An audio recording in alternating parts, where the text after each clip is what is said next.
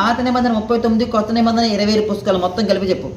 ఆది కాండము, నిర్గమకాండము, లేవియకాండము, సంఖ్యాకాండము, ద్వితీయోపదేశకాండము, యెహోషువ, న్యాయాధిపతులు, రూతు, మొదటి సమూయేలు గ్రంథము, రెండో సమూయేలు గ్రంథము, మొదటి రాజులు, రెండో రాజులు, మొదటి దినవృత్తాంతాలు, రెండో దినవృత్తాంతాలు, హెజ్రా, నెహెమ్యా, ఎస్తేరు, యోబు, కీర్తనలు, సామెతలు, ప్రసంగి, బ్రహ్మగీతములు, యెషయా, యెర్మీయా, విలాపవాక్యములు, యేస్కేలు, దానియేలు, హోషేయ, ఓవేలు, ఆమోసు, ఉపద్యా, యోనా, మీకా, నహూము, హబక్కూకు, జెఫన్యా, హగ్గయి, జకర్యా, మలాకి.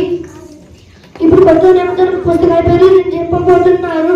మత్తాయి, మార్కు, లూకా, యోహాను, అపోస్తలుల కార్యములు, రోమీయులకు రాసిన పత్రిక, మొదటి కొరింథీయులకు, రెండో కొరింథీయులకు, గలతీయులకు, ఎఫెసీయులకు, ఫిలిప్పీయులకు, కొలస్సీయులకు, మొదటి దశలోనిక, రెండో దశలోనిక, మొదటి తిమోతి, రెండో తిమోతి, తీతు, ఫిలిమోను, ఎఫెసీయులకు, యాకోబు, మొదటి పేతురు, రెండో పేతురు, మొదటి యోహాను, రెండో యోహాను, మూడో యోహాను, యోధా ప్రకటన గ్రంథము. ఆత్మ ఫలములేని 9. ఆ 9 కూడా చెప్పు. ప్రేమ, సంతోషం, సమాధానం, దీర్ఘశాంతం, దయాళుత్వం, మంచితనం, విశ్వాసం, సాత్వికం, ఆసనిగ్రహం. యేసుక్రీస్తు శిష్యులు ఎంతమంది? 12 మంది. బైబిల్ ఎంతమంది రాశారు? 40 మంది ప్రవక్తలు.